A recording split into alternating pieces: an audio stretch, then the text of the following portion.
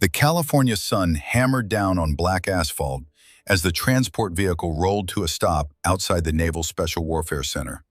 Dust swirled in lazy circles, disturbed by tires that had traveled 2,000 miles to deliver one passenger.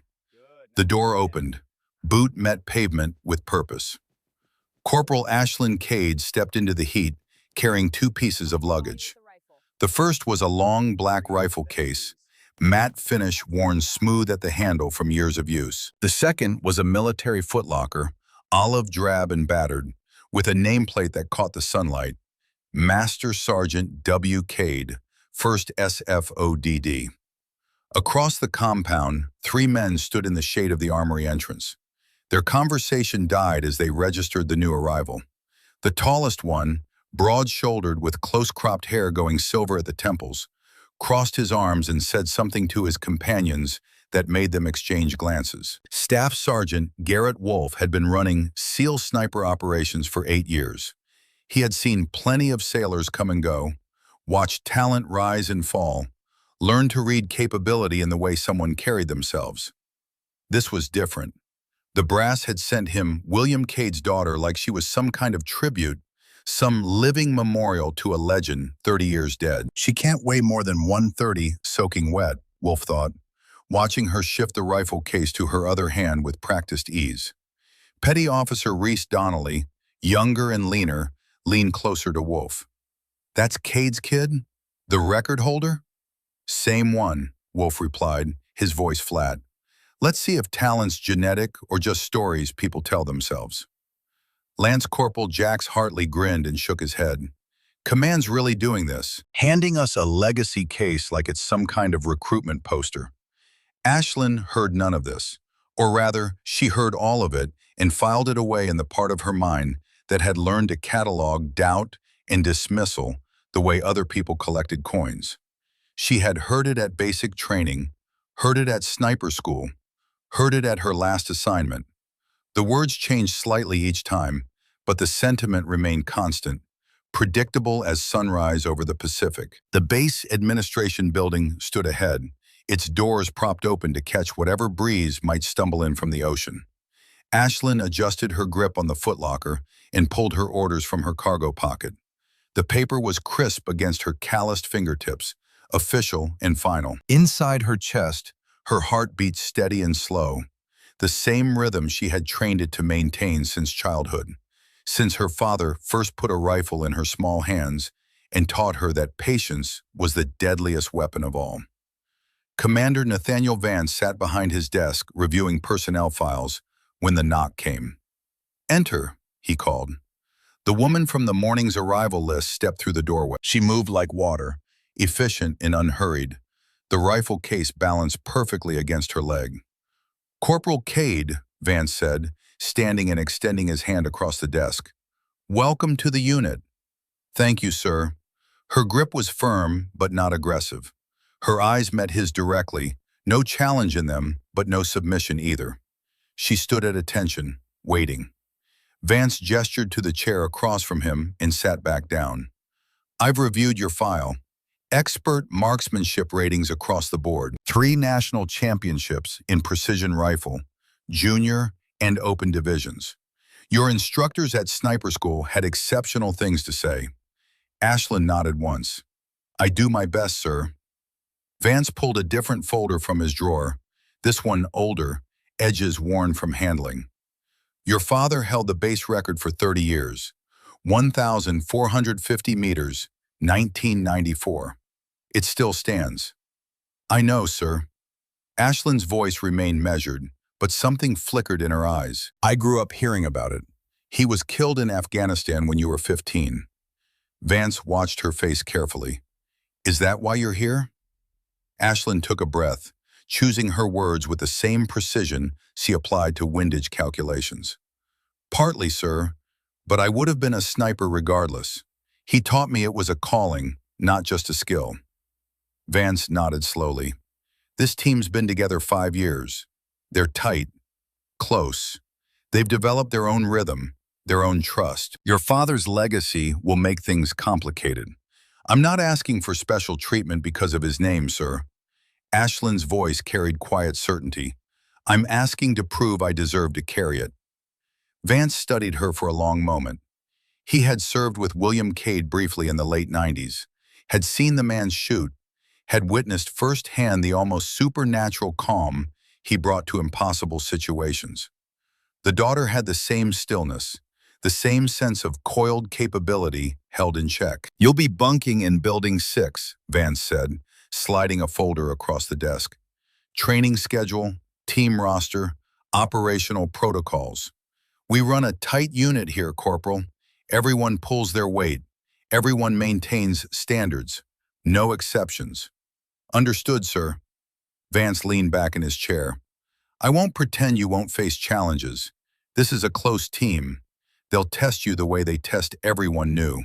Show them what you can do, and you'll earn your place. Yes, sir. Something in her voice, some fundamental confidence that had nothing to do with arrogance, made Vance look at her more carefully. He had seen hundreds of operators come through his command. Most were competent, some were exceptional. A handful were legendary. Ashlyn Cade carried herself like someone who already knew which category she belonged in. Dismissed, Vance said. Report to the range at 0600 tomorrow. Staff Sergeant Wolf will be running qualifications. Ashlyn stood, gathered her folder and rifle case, and turned to leave. Corporal, Vance called after her, and she paused at the doorway. Good luck. She didn't smile, but her eyes acknowledged the sentiment before she stepped back into the California heat. The walk to Building 6 took her past the team common area where Wolf and his companions had moved to a bench in the shade. She felt their eyes tracking her, measuring, judging, making calculations that had nothing to do with ballistics and everything to do with assumptions. That's our new sniper, Wolf said, loud enough for her to hear. Going to be real interesting to see how this works out. Ashlyn kept walking, her stride even and unhurried. The rifle case balanced perfectly in her grip. The footlocker, though heavy, might as well have been empty for all the effort she showed carrying it. In her mind, she heard her father's voice from 20 years ago, patient and steady as always. Let them talk, sweetheart. Words are just air. What matters is what you do when the moment comes. What matters is the shot. Evening found Ashlyn alone in her quarters, the footlocker open on her bunk like a time capsule finally unsealed. Inside were the artifacts of her father's career, each item carefully preserved. Custom rifle parts he had machined himself, ballistics journals filled with calculations in his precise handwriting, competition medals from matches she had been too young to attend, photographs of teams and operations, faces she didn't recognize standing beside the one face she would never forget. At the bottom of the footlocker, wrapped in oiled canvas, was his training notebook. The leather cover was worn smooth from handling, the pages yellowed but intact. Ashlyn opened it carefully, reverently, and began reading entries she had never seen before. Her father's handwriting filled the margins with notes and observations, technical details mixed with philosophical reflections. She turned pages slowly, absorbing his thoughts on wind reading, on patience, on the mental discipline required to make shots that defied probability. The last entry was dated 1 week before his final deployment to Afghanistan. Her father's handwriting, usually so precise, showed slight trembling in the final lines. Personal reflections about her progress, pride in her achievements, hopes for her future. Words she had never been meant to read, written for himself alone in the quiet hours before deployment. The ink had smudged slightly on the last line, as if water had fallen on it before it dried. Ashlyn touched the page gently, tears tracking down her face in the privacy of her empty room. I'm trying, Dad, she whispered to the photograph tucked inside the journal's cover. I'm trying. Across the compound in the team common area, Wolf sat with Donnelly and Hartley, reviewing the next day's qualification schedule. The conversation had circled back to the new arrival. The way conversations in tight teams always circled back to changes in their composition. You really think command sent her just because of her name? Donnelly asked, nursing a coffee that had gone cold an hour ago. Wolf set down his clipboard. I think Command wants to make a point. Female integration, legacy recruiting, optics, whatever you want to call it, she's here because of who her father was, not what she can do. Hartley leaned back in his chair. Cade was legendary, no question. But that was 30 years ago, different era. His daughter probably spent her whole life hearing stories, trying to live up to something that's more myth than reality at this point. We'll find out tomorrow, Wolf said. Range doesn't lie. Numbers don't lie. Either she can shoot or she can't. The door opened and Chief Petty Officer Brennan Cole stepped inside. Older than the others by a decade, weathered in the way that came from too many deployments and too many close calls, survived by inches. He had been quiet during the earlier discussion of the new arrival, noticeably absent from the speculation and judgment. "You all talking about Cade's daughter?" Brennan asked, though he already knew the answer. Wolf nodded. "You served with her father, didn't you?" 4 years, Brennan said, pouring himself coffee from the pot that had been sitting too long. Last 4 years before he transferred to Afghanistan. "What was he like?" Donnelly asked. "I mean, we've all heard the stories, the record, the reputation, but what was he actually like?" Brennan took a long drink of bitter coffee before answering. "William Cade was one of the most patient shooters I ever worked with. He could wait hours for the perfect shot, absolutely still, barely breathing. Most shooters get antsy, start second-guessing themselves. Not William. He trusted his preparation completely. He turned to face Wolf directly, and he never took credit, even for the shot that made him legendary. Always said it was teamwork, that I called the win right, that the conditions happened to align. He could have built a career on that record. Instead, he just kept working, kept teaching, kept making everyone around him better." Wolf shifted uncomfortably under Brennan's steady gaze. "What's your point, Chief?" "My point is that you're already writing off his daughter before she's fired a single round here." Brennan's voice remained calm, but carried unmistakable weight. "Maybe she's here because of her name. Or maybe she's here because she's actually that good, and the name is just a coincidence." "We'll see tomorrow," Wolf repeated. "Yes," Brennan said. "We will." The morning air carried the salt smell of the Pacific as Ashlyn made her way to the range, boots crunching on gravel in the pre-dawn darkness. She had been awake since 4, had already run 5 miles along the perimeter fence, her breathing controlled and even throughout. Old habits died hard, and her father's voice still echoed in her mind from 1,000 training sessions. The body must be ready before the mind can focus, he had told her countless times. Physical preparation creates mental clarity. The range sprawled across the eastern section of the base, targets set at varying distances from 50 to 1,000 meters. Wolf was already there, clipboard in hand, talking with Gunnery Sergeant Iris Keller, a compact woman with sharp eyes and a reputation for seeing through pretense instantly. They both turned as Ashlyn approached. "Corporal Cade," Wolf said, his tone absolutely flat. "You're early." "Yes, Staff Sergeant," Ashlyn replied, setting her rifle case down on the shooting bench with care that bordered on reverence. Keller nodded at her, expression neutral but observant. "Morning, Corporal. Ready for qualifications?" "Yes, Gunnery Sergeant." Other team members began arriving as the sun broke the horizon, painting the range in shades of orange and gold. Donnelly showed up with Hartley, both of them laughing about something until they noticed Ashlyn. Their conversation dropped to murmurs, and Ashlyn caught the word nepotism before they moved to the opposite end of the firing line. "All right, listen up," Wolf called out once the team had assembled. "Standard qualifications today: 50 meters prone, 100 kneeling, 200 standing, 500 prone. 5 rounds each position. Corporal Cade goes first." Ashlyn heard the unspoken challenge in his voice, the way he emphasized her name like it was evidence of something. She moved to the firing line without comment, opened her case, and began assembling her rifle with practiced efficiency that spoke to thousands of hours of repetition. The weapon came together in her hands like pieces of a puzzle she had solved so many times The movements had become muscle memory, automatic and precise. "Nice rifle," Keller commented from behind her. "Custom build?" "Yes, Gunnery Sergeant," Ashlyn said, not looking up from her work. "Had it configured after sniper school based on my father's specifications." Wolf watched her movements, searching for hesitation or uncertainty, any sign that she was out of her depth.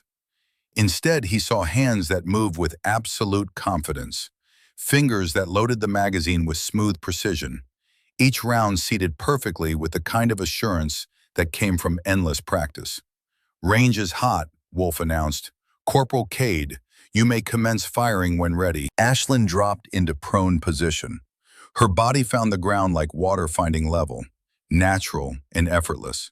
She pressed her cheek to the stock, her breathing slowing to the rhythm her father had taught her 2 decades ago. The first target at 50 meters filled her scope, close enough that wind didn't matter, distance irrelevant. She fired 5 rounds in quick succession, the recoil absorbed into her shoulder, each shot a continuation of her breathing cycle. The targets at 50 meters showed tight groupings, all center mass, clustered in a space smaller than a fist. "Kneeling position," Wolf called. Ashlyn transitioned smoothly, her movements economical and controlled. 5 more rounds, 5 more impacts in the kill zone, the grouping so tight it looked almost accidental, like someone had fired once and the target had somehow replicated the whole. Hartley whispered something to Donnelly, and both men wore expressions that mixed surprise with something darker, something that looked like resentment. "Standing, 200 meters, Wolf said, and there was a hint of anticipation in his voice now. This is where many shooters struggled, fatigue setting in, the longer distance demanding more precision, the standing position offering no stability except what the shooter's body could provide." Ashlyn stood, adjusted her stance with micro movements, and took her time with each shot. The rhythm slowed. Each trigger press became its own meditation. The targets at 200 meters rang out with each impact, steel singing across the distance. Through the spotting scope, Keller watched the groupings remain impossibly tight. 12 years of running qualifications had shown her thousands of shooters attempting this exact sequence. What she was witnessing now was different. This wasn't competence. This was mastery. 500 meters, prone position, Wolf called, and something had changed in his tone, a slight edge that suggested he had expected different results by now. Ashlyn returned to the ground. Her body settled into position with a kind of stillness that seemed almost unnatural, like she had become part of the earth itself. She made a small adjustment to her scope, calculated for wind and distance, and fired. 5 rounds, 5 impacts, the sound of steel at 500 meters carrying back across the range with rhythmic precision. Wolf walked to check the targets himself, Keller following. When they returned, Wolf's face was carefully neutral, locked down in the way people's faces locked down when they had to deliver news they didn't want to believe themselves. "Adequate," he said. "You meet minimum standards." Keller said nothing, but her eyes lingered on Ashlyn for a moment longer than necessary. What she had just witnessed was far from merely adequate. It was controlled, efficient, and showed a level of comfort with a weapon that suggested extensive experience, the kind that started young and never stopped. The rest of the team took their turns. Wolf shot well, his groupings tight and consistent, the performance of someone who had dedicated years to the craft. Donnelly was competent, but rushed his shots slightly, eager instead of patient. Hartley showed promise, but lacked the discipline required for longer distances. His final grouping at 500 meters scattered across 8 inches. After qualifications ended, the team gathered near the armory to clean weapons. Ashlyn worked alone at the far bench, breaking down her rifle with meticulous care that bordered on ritual. Each component was examined, cleaned, and reassembled with the kind of attention that spoke to deep respect for the equipment, the understanding that a rifle was not just a tool, but a partner, something that required care and earned trust through proper maintenance. "So," Hartley said, loud enough for everyone to hear, "how exactly does someone become a SEAL sniper these days? Is it like a special legacy program now or something? Donnelly laughed and Wolf didn't stop them, his silence functioning as permission for the mockery to continue. Ashlyn continued her work, her hands steady as she ran a cleaning rod through the barrel with slow, deliberate strokes. Chief Petty Officer Brennan Cole, cleaning his own weapon at the adjacent bench, glanced over at her, then back at his work. 15 years in the teams had taught him to recognize when someone was being tested, and when the quiet ones often had the most to prove, and the deepest reserves to prove it with. As the morning wore into afternoon, Ashlyn completed her tasks and returned to her quarters. Inside her locker, tucked behind her uniforms, was the photograph in a simple frame. Her father in his Army Ranger uniform, young and proud, a rifle slung over his shoulder. She touched the glass gently, remembering his lessons about patience, about letting skills speak louder than words. Tomorrow will tell, she thought, time and opportunity. For now she would do her job, maintain her standards, and wait for the moment when her true capabilities would matter more than anyone's preconceptions or doubts. The week that followed settled into a rhythm that felt more like attrition than integration. Ashlyn arrived first to every training session, stayed last to complete her tasks, and spoke only when spoken to. The team's skepticism hadn't softened. If anything, it had hardened into something more deliberate, more pointed, like they were waiting for her to fail so they could confirm what they had already decided was true. Thursday morning brought physical training. The obstacle course stretched across 2 acres of unforgiving California terrain, walls to scale, rope climbs, tire runs, and a final sprint that left most sailors gasping. "All right," Wolf called out as the team assembled at the starting line. "Standard course run. Corporal Cade, you'll go first. Set the pace for everyone else." Hartley grinned at Donnelly. "This should be good," he muttered. Ashlyn stepped to the line, her expression unchanged. Wolf raised his hand and dropped it. "Go!" She exploded forward, her compact frame covering ground with efficient strides that wasted no energy on excess motion. The first wall came up fast, 8 feet of vertical wood, and she hit it at speed, her momentum carrying her up and over with a technique that spoke to countless repetitions. The rope climb was next, and her arms pulled her body upward with steady power, hand over hand, no wasted motion, no panic. Wolf watched through narrowed eyes as she navigated the course, each obstacle cleared with competence that was hard to dismiss. She wasn't the fastest, but she was smooth, controlled, never rushing or losing focus. When she crossed the finish line, her time was solidly in the acceptable range.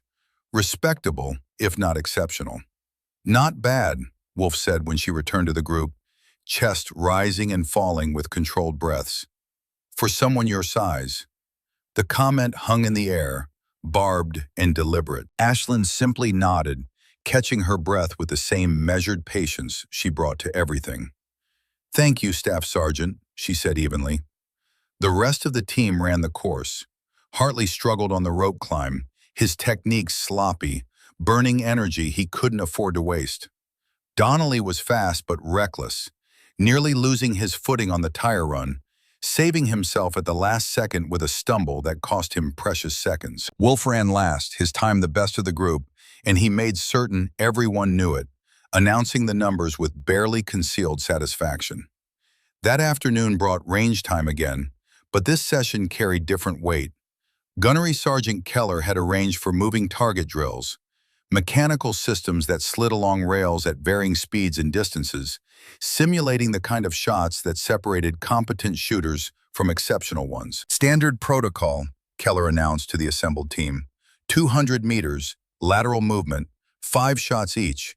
Best grouping wins bragging rights. The team took turns, and the results painted a clear picture of capability. Hartley managed 2 hits out of 5, his timing off, his lead inconsistent. Donnelly hit 3, better but still struggling with the mathematics of intersecting trajectories. Wolf landed 4 solid hits, his shots well-placed but not exceptional. The performance of someone who had mastered fundamentals but never pushed beyond them into true artistry. Brennan Cole, when his turn came, also hit 4 targets. His decades of experience showed in his steady performance, patient and professional, but even he couldn't claim perfection. "Corporal Cade," Keller called, "you're up." Ashlyn approached the line, loaded her magazine with the same careful precision she applied to everything, and settled into position. The target began its lateral slide, moving left to right at moderate pace. She tracked it with her scope, her breathing slowing to the rhythm that lived beneath conscious thought, and fired. The first shot found center mass, the second followed, then the third, fourth, and fifth, each one finding the mark with precision that made Keller lean forward slightly, professional interest overriding her usual detachment. Wolf checked the target through his spotting scope, his jaw tightening with each impact he confirmed. "5 for 5, he announced, his voice carefully neutral, stripped of inflection. "Good shooting, Corporal," Keller said, making a note on her clipboard. "Very good shooting." "She got lucky," Hartley said quietly to Donnelly, "but not quietly enough." Keller turned her sharp gaze on him. "Something to add, Lance Corporal?" she asked, her voice carrying the kind of dangerous calm that preceded storms. "No, Gunnery Sergeant," Hartley replied quickly, suddenly very interested in his boots.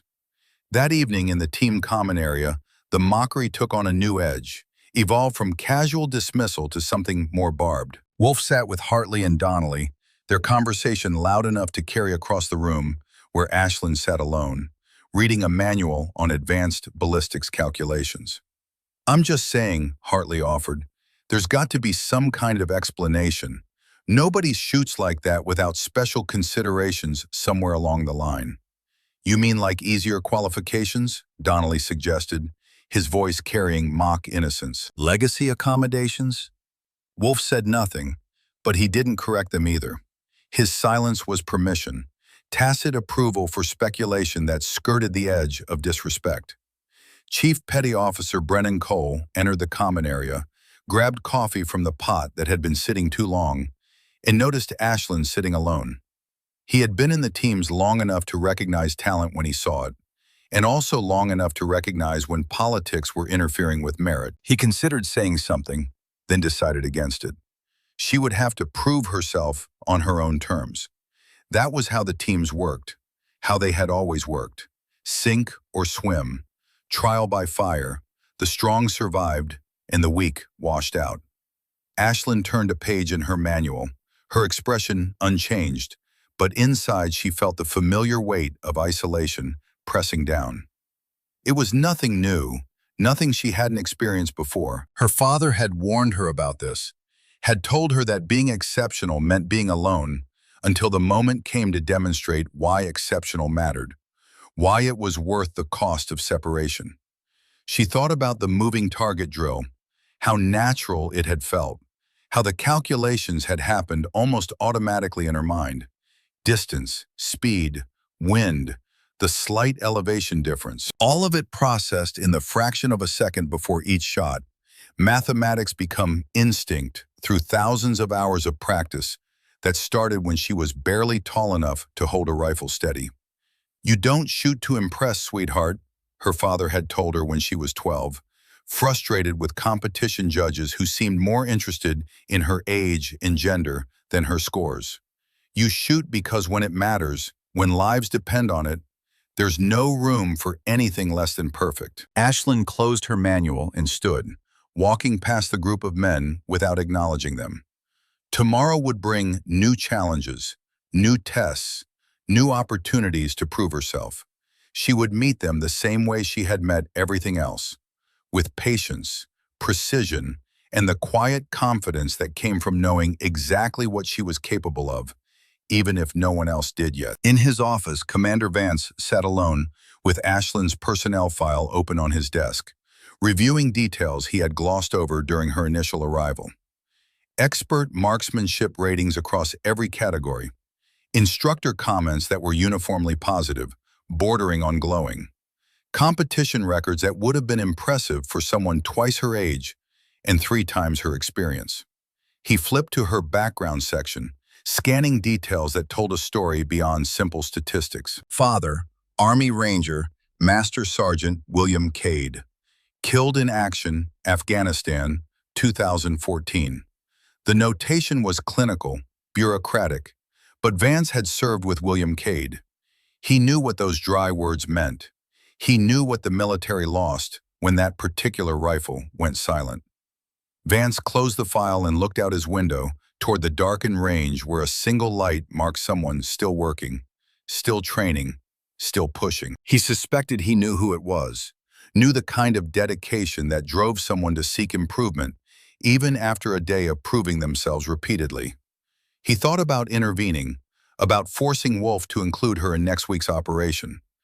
But leadership sometimes meant letting teams work through their own dynamics, letting natural selection and demonstrated capability override prejudice and doubt. Or at least, that was what he told himself, the rationalization that let him sleep at night, while knowing he was allowing something unjust to continue. On the range, Ashlyn fired her final round of the evening, the target at 600 meters ringing out in the growing darkness.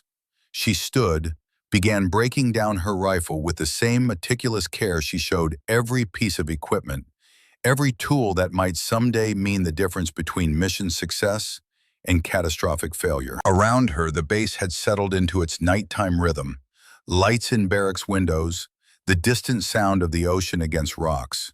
The whole installation breathing with the life of people who had chosen something harder than civilian existence, something that demanded more and forgave less. Inside her mind, calculations continued. Distance, wind, elevation. All the variables that turn shooting from simple skill into complex art form, from mechanical act into something approaching meditation. Her father had taught her that the rifle was just a tool, that the real weapon was the mind behind it. Patience, he had said, precision, and the absolute certainty that when the moment comes, you will be ready. She packed her equipment, secured her rifle case, and walked back toward her quarters under a sky full of stars. Alone, but not lonely. Excluded, but not defeated. Tomorrow would bring the operation briefing, the moment when Wolf would finalize his team selections, when she would learn whether capability mattered more than comfort, whether excellence could overcome prejudice. Whatever the answer, she would be ready, because that was what her father had taught her. That was what William Cade's daughter did. She prepared, she waited, and when the moment came, she made the shot that mattered. The walk back to Building 6 took her past the memorial wall, where photographs of fallen operators lined the corridor in silent testimony. Her father's photograph was there, young and proud in dress uniform, the Medal of Honor citation beneath it, describing actions in Afghanistan that saved 11 lives at the cost of his own. She stopped as she always did and touched the frame gently. "I'm here, Dad," she whispered, "and I'm ready, just like you taught me." Tomorrow would tell whether ready was enough. 3 weeks passed in a blur of routine and careful isolation. Ashlyn maintained her training regimen while the team prepared for their operation, their excitement building with each passing day, like pressure in a sealed container. She ran her miles every morning in the pre-dawn darkness. She cleaned her weapons until they gleamed. She studied advanced ballistics texts that most shooters never bothered to read, technical manuals that turned physics into practical application. Then came the morning that changed everything. Commander Vance called an emergency all-hands meeting, his expression grave as the team assembled in the briefing room. Even Ashlyn was summoned, standing at the back while Wolf and his selected operators filled the front rows, their body language suggesting they had already claimed ownership of whatever mission was coming. "Change of plans," Vance announced without preamble, his voice cutting through the ambient noise of bodies settling into seats. "Division has modified the exercise parameters. They want to test our capabilities under more challenging conditions." Wolf straightened in his chair, suddenly alert. "Sir, we've already finalized the team composition. We're ready to execute as planned." "I'm aware," Vance said, and something in his tone suggested this conversation had already happened in private. that what the team was witnessing now was the public performance of a decision already made. But this new element requires specialized skills. We need someone who can make shots at extreme distances in less than ideal conditions. He pulled up a new slide showing terrain maps and elevation charts, satellite imagery of the range complex marked with overlays indicating wind patterns and sightlines. Targets at 800 to 1200 meters, Vance continued. Variable wind conditions, moving observations, time constraints. Division wants to see if we can perform surgical strikes at extended range while coordinating with assault elements. The room felt suddenly smaller, the air thicker. Brennan Cole glanced at Wolf, then back at Vance, reading the tension in the commander's shoulders. "What kind of distances are we talking about, sir?" Brennan asked, though his experience already told him the answer. 800 to 1200 meters, Vance repeated, in weather conditions that our meteorological team is predicting will be challenging at best, potentially prohibitive at worst. Wolf's jaw tightened. "My shooters can handle it, sir. We've trained for extended range operations." "Can they?" Vance asked, and there was an edge to his voice now that made everyone pay attention, the kind of sharpness that preceded career-defining moments. Because the scoring metrics on this have changed. This isn't just about completing the exercise. This is about demonstrating capabilities that could determine future mission assignments and funding. The weight of that statement settled over the room like a physical presence. Future missions meant real operations, and real operations meant the difference between a unit that deployed and one that trained endlessly without purpose, slowly dying from lack of application. "Captain Hale sent me updated performance analytics," Vance continued, pulling up another slide. The screen filled with data, qualification scores from the past month, moving target accuracy percentages, environmental adaptation metrics. Every category showed names ranked by performance, and in every single category, one name sat at the top with numbers that were not just better than the rest, but significantly, undeniably superior. Ashlyn Cade. Wolf stared at the screen, his face reddening as the reality of objective measurement confronted subjective preference. Hartley shifted uncomfortably in his seat. Donnelly looked down at his boots, suddenly finding the floor fascinating. "Corporal Cade," Vance said, and Ashlyn straightened at the back of the room. "You're now primary sniper for the exercise. Wolf, adjust your team composition accordingly." "Sir," Wolf began, but Vance cut him off with a raised hand that brooked no argument. "This isn't a discussion, Staff Sergeant. We have 3 days to prepare, and I need our best people in the right positions. Is that understood?" "Yes, sir," Wolf said through clenched teeth, the words forced out like something bitter he had no choice but to swallow. The meeting adjourned, and the team filed out in uncomfortable silence, the kind that followed revelations no one wanted, but everyone had to acknowledge. Ashlyn remained behind as Vance gathered his materials, waiting while the room emptied. "Corporal," Vance said without looking up from his papers, "you'll meet with Gunnery Sergeant Keller tomorrow morning at 0600. She'll brief you on the specific requirements and expectations." "Yes, sir." Vance finally looked at her, and something in his expression suggested he was seeing not just the young woman in front of him, but the ghost of her father standing beside her. "This is your opportunity. Don't waste it." "I won't, sir," Ashlyn said, and there was something in her voice, a quiet certainty that made Vance believe her. Absolutely. That afternoon, Ashlyn found herself in the armory, conducting a detailed equipment check when footsteps approached from behind. She didn't turn, didn't acknowledge the presence, just continued her methodical inspection of each component. "Big exercise now," Petty Officer Reese Donnelly said, leaning against the doorframe with studied casualness. "Yes," Ashlyn replied, not looking up from her work. Donnelly watched her for a moment, observing the way her hands moved over the equipment with practiced familiarity, checking tolerances and clearances with the kind of attention most people reserved for precious artifacts. "Wolf's not happy about it," Donnelly observed. "I gathered that." "Look," Donnelly said, pushing off from the doorframe and taking a few steps closer. I've been doing this for a while, 5 years with this team. I've seen a lot of shooters come through, a lot of people try to prove themselves. He paused, choosing his words carefully. You're different. You don't shoot like someone who's trying to prove something. You shoot like someone who already knows. Ashlyn paused in her work, finally looking us at him. My father was a sniper, Army Rangers. He taught me before I could ride a bike. Donnelly nodded slowly. What happened to him? KIA, Afghanistan, Ashlyn said, the words coming out flat in practice from years of saying them. 2014. I was 15. Donnelly's expression softened. I'm sorry, that's rough.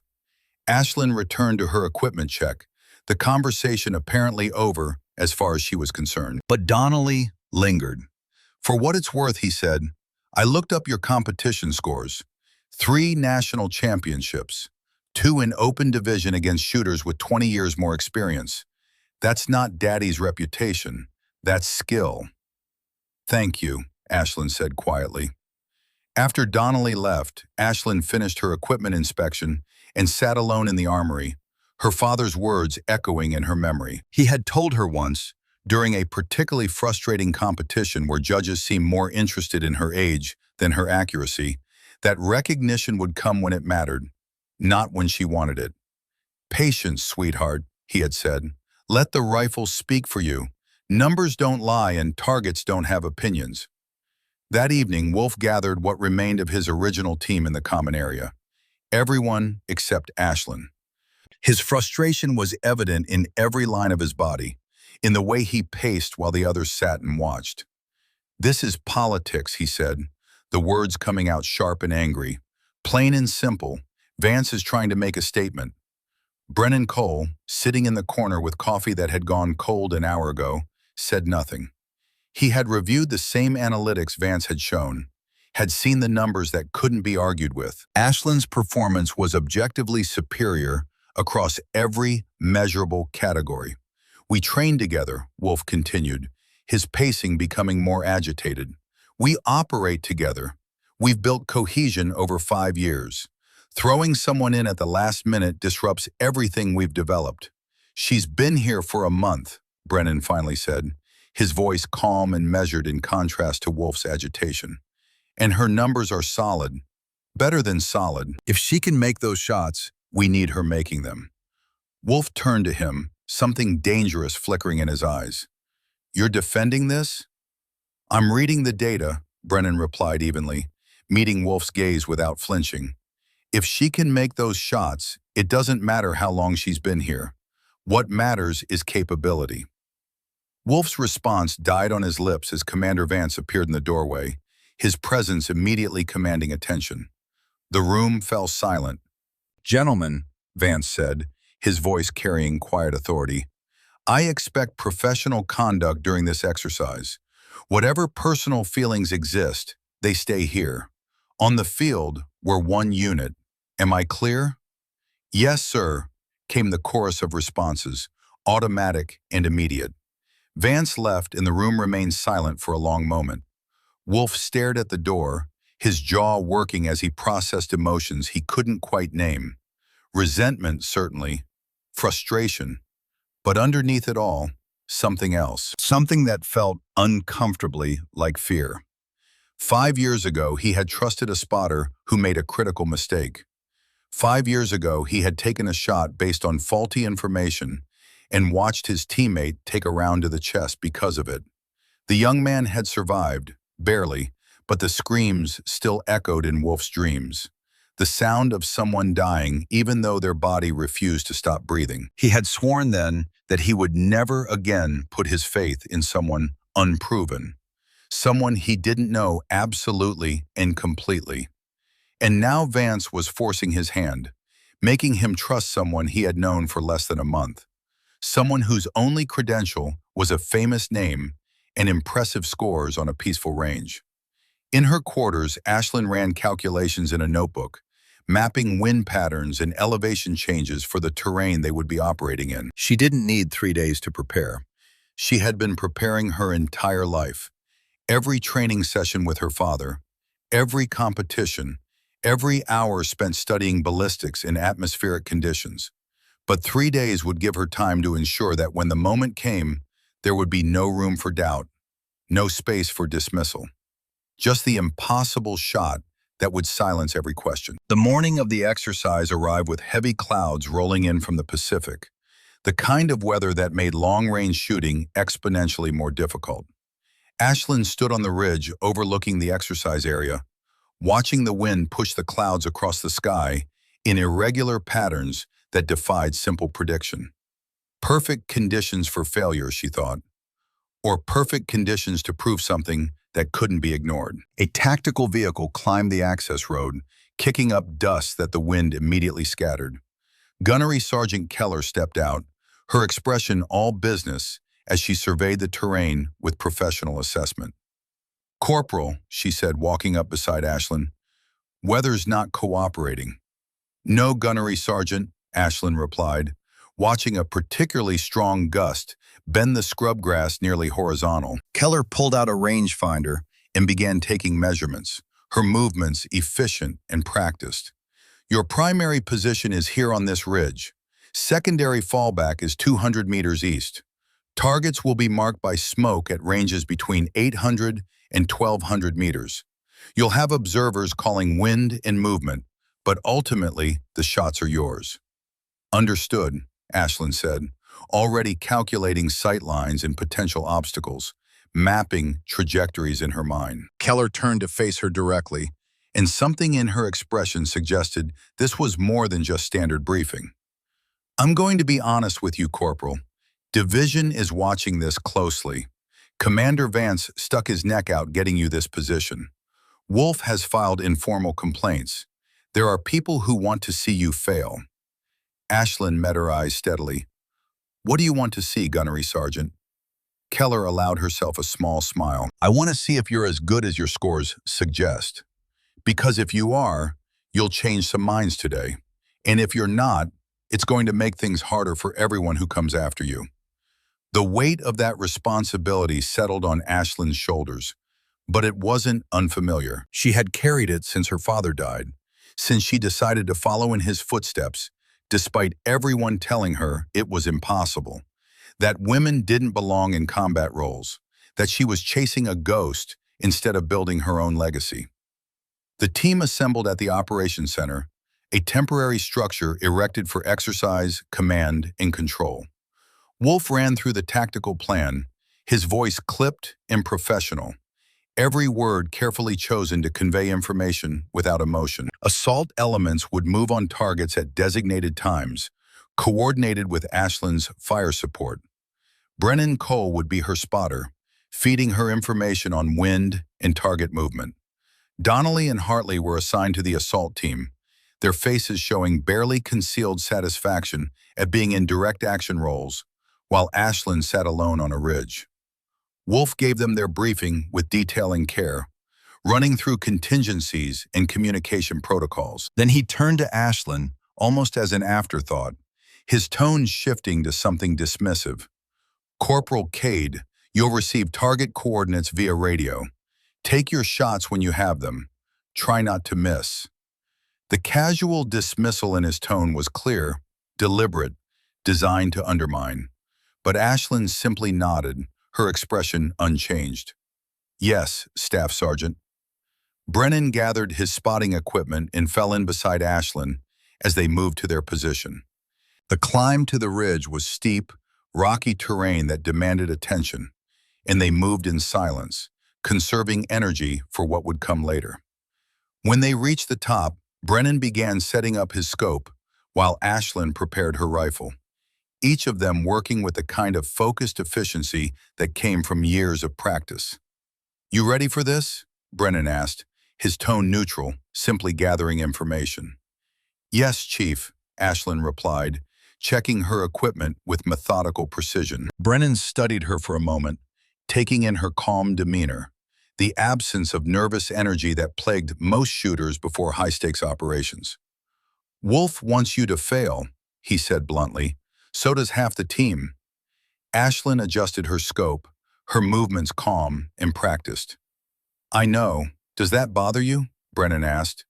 Ashlyn settled into her shooting position, getting comfortable behind her rifle, feeling the ground beneath her, reading the wind that swept across the ridge. My father told me something once. He said the target doesn't care about your feelings. It doesn't care if people believe in you or doubt you. It just sits there, waiting. All that matters is whether you can hit it. Brennan nodded slowly, recognition dawning in his eyes. Smart man, your father. He was, Ashlyn said quietly, and something in her voice carried the weight of loss that time hadn't diminished. The radio crackled to life, Commander Vance's voice cutting through the white noise of wind and distance. All elements, this is command. Exercise begins in 5 minutes. Sniper team, confirm position. Brennan keyed his radio. Sniper team set, primary position, standing by. Ashlyn scanned the terrain through her scope, identifying the marked target areas before the smoke even appeared. 800 meters to the first position, 950 to the second, 1100 to the third. The wind was gusting irregularly, pushing clouds across the valley, creating swirling patterns that would make consistent shooting nearly impossible for most marksmen. Exercise hot, Wolf's voice came through the radio, carrying undertones of tension. Assault team moving to objective Alpha. Ashlyn watched through her scope as the assault element advanced across the valley below. They moved with practiced efficiency, covering ground quickly, their formations tight and professional. Then the first target indicator appeared, orange smoke marking a position at 800 meters. Sniper team, you have target Alpha, Wolf said. Engage when ready. Brennan pressed his eye to his spotting scope, reading the conditions with decades of experience informing his assessment. Wind left to right, gusting at 12 knots. Target stationary. Your call. Ashlyn's breathing slowed, her body settling into absolute stillness. She calculated wind drift, elevation difference, air density in the heavy weather. The mathematics happened automatically now, decades of training reducing complex physics to instinct that operated faster than conscious thought.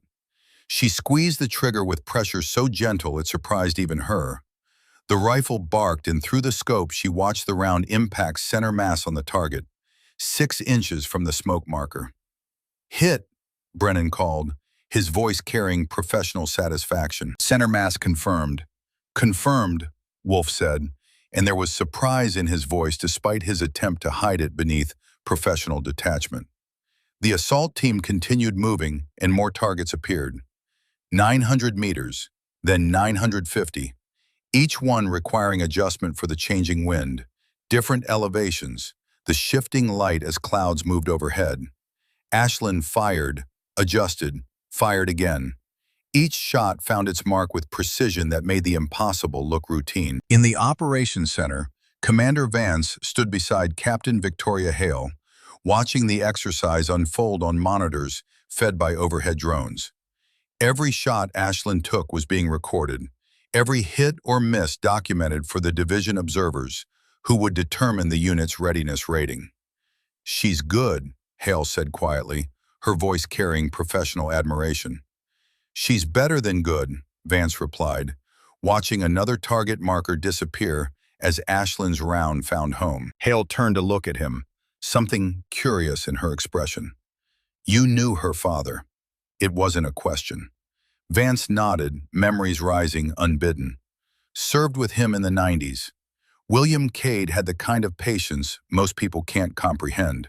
He could wait hours for the perfect shot without moving a muscle. That discipline is rare. She has it, Hale observed, watching Ashlyn on the monitor, noting the way she held position between shots. Conserved energy, moved with economy that suggested deep understanding of her own body's capabilities and limitations. On the ridge, Ashlyn maintained her rhythm. Breathe, calculate, fire, observe.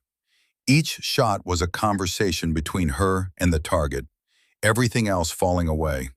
The wind shifted, and she adjusted. The light changed as clouds moved, and she compensated. This was what her father had trained her for, what every hour on the range had prepared her to do. Then Wolf's voice cut through the radio with an edge of tension that made everyone pay attention. Sniper team, new target at 1150 meters, priority engagement. This is your long shot, Corporal. Ashlyn shifted her scope to the new position, and her heart rate stayed steady even as she registered the difficulty. 1150 meters in gusting wind with changing light conditions. The kind of shot that tested the limits of equipment and shooter alike. The kind of shot that would either silence doubt or confirm it. The target at 1150 meters sat in a valley depression, partially obscured by the shifting weather. Ashlyn studied it through her scope, watching the wind indicators, the way grass bent and recovered, the movement of dust and debris that told stories about air currents invisible to the naked eye. Brennan pressed his eye to the spotting scope, running calculations on his data pad with fingers that had performed this dance thousands of times. Winds all over the place, gusting between 10 and 15 knots, direction changing every 30 seconds. You've got maybe a 20-second window when it stabilizes. Ashlyn adjusted her position slightly, feeling the ground beneath her, the way the ridge channeled wind in unpredictable patterns. She had made shots like this before, in competitions her father had entered her in when she was barely old enough to carry the rifle. But never with this much riding on it. Never with an entire team's respect hanging in the balance. Strip team, what's your status? Wolf's voice carried impatience that bordered on hope, the kind of anticipation that suggested he expected failure and was already preparing his justifications. Assessing conditions, Brennan replied calmly. Stand by. In the operations center, Vance watched the overhead feed showing Ashlyn's position on the ridge. The division observers stood behind him, their expressions neutral, but their clipboards active, documenting every moment. This shot would define the exercise, would determine whether their unit received high readiness marks or was relegated to extended training status. She's taking her time, one of the observers commented, and there was criticism implied in the observation. It's a difficult shot, Hale replied, her voice carrying the authority of someone who had been making life-and-death decisions for decades. Rushing it guarantees failure. On the ridge, Ashlyn closed her eyes for a moment, shutting out everything except the feel of the wind on her face, the sound it made moving through the valley below. Her father had taught her this, to trust her body's ability to read conditions that instruments could only approximate. The wind is alive, sweetheart, he had said during a particularly challenging competition when she was 14 and frustrated by conditions that seemed impossible to predict. Learn to listen to it, feel it, become part of it instead of fighting against it. She opened her eyes and settled deeper into her position. The wind gusted hard, then died slightly, then gusted again. But there, in the pattern, she found a rhythm. 3 seconds of strong wind from the left, 2 seconds of relative calm, then the cycle repeated. She watched through her scope, confirming the pattern twice, 3 times, making certain her read was accurate. Winds settling into a pattern, she said to Brennan. I'm taking this shot on the next calm cycle. Brennan checked his instruments, his data showing high variance that contradicted her assessment. You sure? The readings are still showing irregular gusts. I'm sure, Ashlyn said, her voice carrying absolute certainty that came from somewhere deeper than instruments or mathematics. Wolf's voice crackled through the radio again, impatience giving way to something sharper. Sniper team, we need that target engaged. Assault element is exposed, waiting for your fire support. Copy that, Brennan replied. Shooter is ready. Ashlyn waited, watching the grass bend, watching the dust swirl. The wind gusted hard, and she let it pass, patient as stone. Then the calm came, that brief moment when nature held its breath. She squeezed the trigger with the same gentle pressure she had learned 20 years ago, the same motion that had become as natural as breathing. The rifle's report echoed across the valley, and time seemed to slow as the round traveled downrange. 1150 meters was a long conversation between bullet and distance, long enough for doubt to creep in, for second-guessing to take root. But Ashlyn felt none of that. She knew with the certainty that came from perfect execution that the shot was true. "Hit," Brennan called, his voice rising slightly with surprise he couldn't quite suppress. "Direct center mass." There was a beat of silence on the radio, too long, pregnant with implications. "Confirmed," Wolf finally said. "Good shot, Corporal." In the operations center, one of the division observers let out a low whistle. That was exceptional. Environmental conditions alone made that a 5% probability shot. Vance allowed himself a small smile. Corporal Cade is full of surprises. The exercise continued and Ashlyn engaged 6 more targets over the next 2 hours, each shot successful despite deteriorating weather conditions. The clouds had dropped lower, visibility decreasing, wind becoming more erratic, conditions that would have forced most shooters to call off operations entirely. The final phase of the exercise involved moving targets, mechanical systems designed to simulate enemy personnel repositioning under fire. The targets moved at variable speeds, appearing and disappearing behind terrain features. Standard protocol called for a 30% hit rate on moving targets at extreme range. Anything above 50% was considered exceptional. "Sniper team," Wolf called, and something had changed in his voice, a subtle shift that suggested recalculation of assumptions. "Multiple mobile targets entering engagement zone. Engage at discretion." Ashlyn tracked the first target through her scope, calculating speed and trajectory in the fractional seconds she had available. The mathematics were more complex now, requiring her to predict not just where the target was, but where it would be when the bullet arrived after more than 2 seconds of flight time. She led the target, accounting for its speed in the wind drift, and fired. "Hit," Brennan called. She shifted to the second target, faster moving, more erratic in its pattern. She watched it for 3 seconds, found the rhythm in its movement, the predictability that existed even in apparent chaos, and fired again. Hit. Over the next 15 minutes, she engaged 12 moving targets. 11 found their mark. The single miss came when the wind gusted unexpectedly just as she fired, pushing the round 6 inches wide. Still close enough to be recorded as a near miss, but Ashlyn felt it like a personal failure, a crack in the perfection she had been building. "Outstanding performance," Hale's voice came through the radio, carrying genuine admiration that years of military professionalism couldn't quite suppress. Exercise complete. All teams returned to base. The assault element cheered, their voices carrying across the radio frequency, relief and celebration mixing. Wolf was silent, and Ashlyn imagined she could hear the gears turning in his mind, recalculating assumptions he had held for weeks, adjusting parameters he had thought were fixed. Brennan began packing up his spotting equipment, moving with the unhurried efficiency of someone who had performed this task thousands of times. "That was something special," he said, not looking at Ashlyn but speaking to the valley, to the targets, to the memory of a shooter who would have been proud. "I've been doing this for 15 years, worked with shooters from every branch. What you just did in these conditions, that's world class." Ashlyn disassembled her rifle with the same careful attention she always showed, treating each component with the respect it deserved. "Thank you, Chief." They made their way down from the ridge as the rain finally began to fall, light at first, then heavier, sheets of gray water that obscured the valley and turned the world soft and indistinct.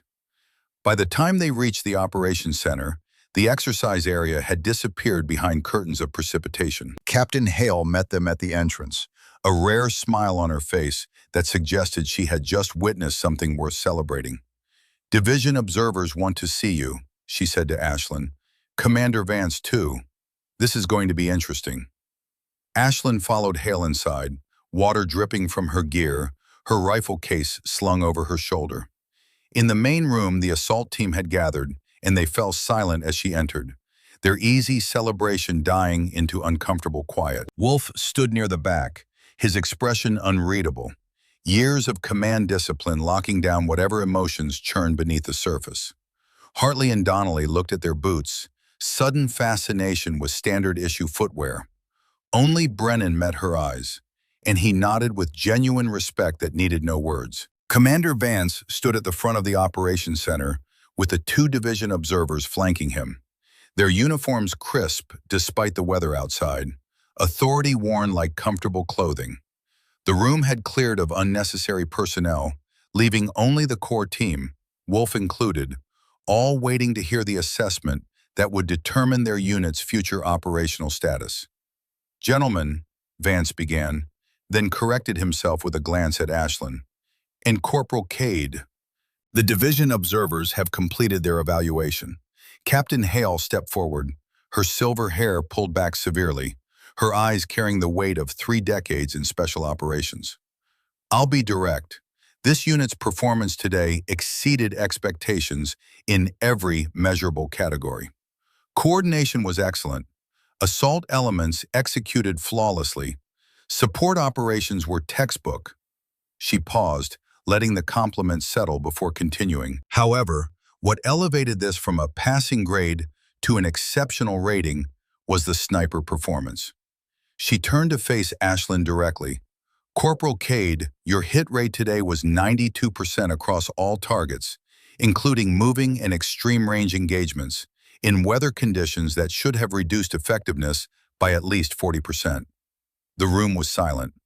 Wolf's jaw worked as he processed the numbers, as objective measurement confronted subjective resistance. Brennan nodded slowly, having witnessed every shot himself, knowing the truth of what had been accomplished. Donnelly allowed himself a slight smile. "The 1150 shot," Hale continued, "has been reviewed by our technical team.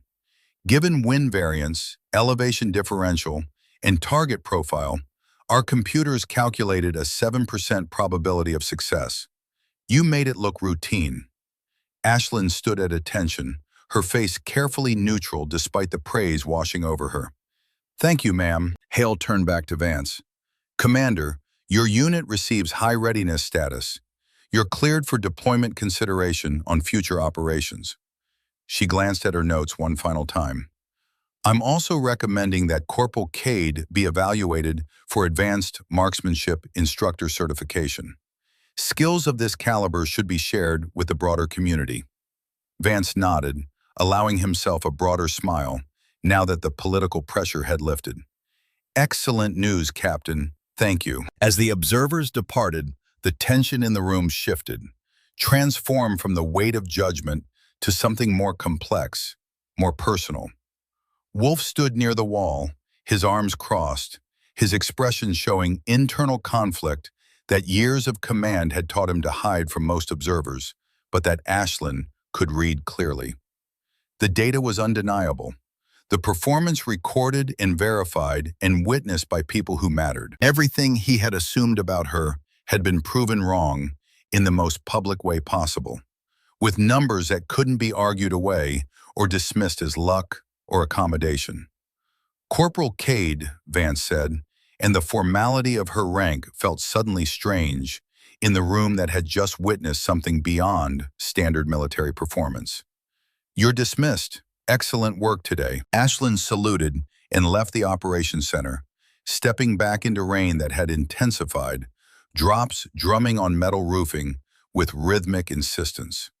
Behind her, she heard Vance begin speaking to the team, his voice fading as she walked across the compound toward her quarters, rifle case protected under her jacket, rain soaking through her uniform. Halfway there, footsteps splashed behind her. She turned to find Donnelly jogging to catch up, rain running down his face. "Hey," he called. "Hold up." Ashlyn stopped, waiting as he reached her, both of them standing in weather that would have sent most people seeking shelter.